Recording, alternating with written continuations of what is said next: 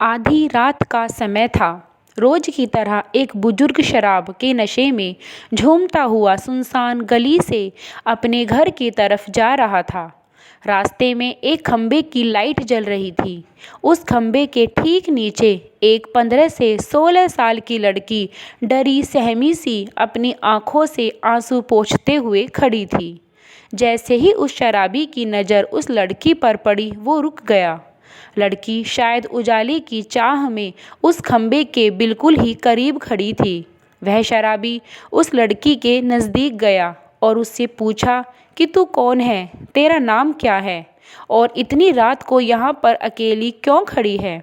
लड़की चुपचाप डरी सहमी नज़रों से दूर किसी को देखे जा रही थी।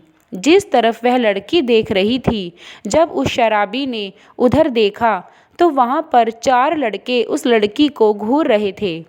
उन चारों में से एक लड़के को तो वह बुजुर्ग शराबी जानता था। जैसे ही उस लड़के ने उस शराबी को देखा तो वह वहाँ से अपने दोस्तों को लेकर निकल गया।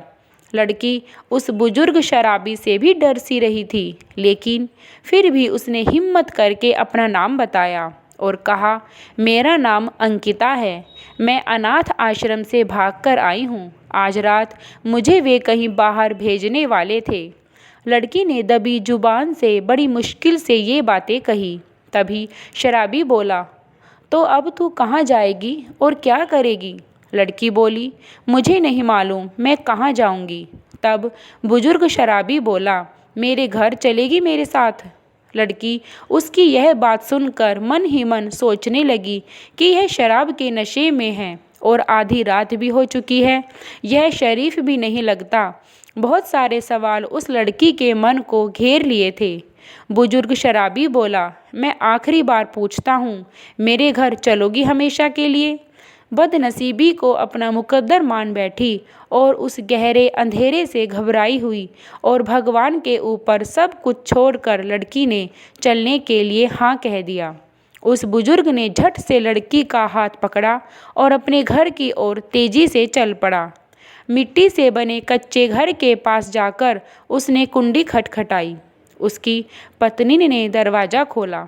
उसकी पत्नी कुछ बोल पाती, इतने में ही वह बुजुर्ग बोला कि लो, यह हमारी बेटी है, आज से कोई तुम्हें बांझ नहीं कहेगा, अब हम भी औलाद वाले हैं।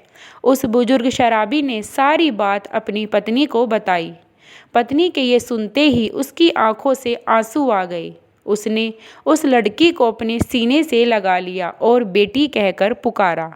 वीडियो पसंद आई हो तो प्लीज़ मेरे चैनल को सब्सक्राइब करें। धन्यवाद।